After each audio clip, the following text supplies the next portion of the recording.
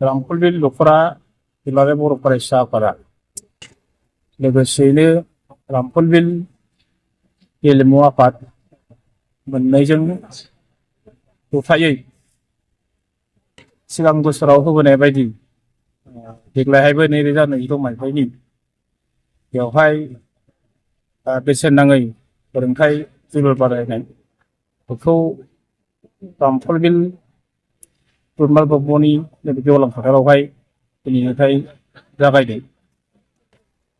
13 बोसोर बैसो सिंनि आरो 17 बोसोर बैसो सिंनि जोंनि फरायसा फरायसुलि फंबाय बिनानावमोनखौ फरायनायजों लोगोसे जोंनि जोलुर गेलेनाय आरो हारिमु बिथिं बायदि बायदि बिथिङावहाय बे हाबाफारिखौ लाबोबाय थायो।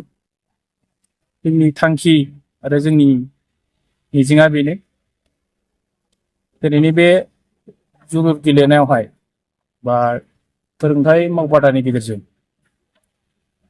माखासे सोलोंनांगौ आयदाफोर थायो, बेसिक सोलोंनांगौ थायो, जेरैहाय कर्नार बल गारनाय, आउट गारनाय आरो जोङो ट्राइब्रेकार बेखौ जोनाय आरो बबे बबे पजिशनावहाय जोंनि गेलेगिरि बिथांमोनहा थानानै बलखौ गेलेनांगौ बेखौहाय जोंनि फोरोंगिरि बिथांमोनहाय फोरोंगोन।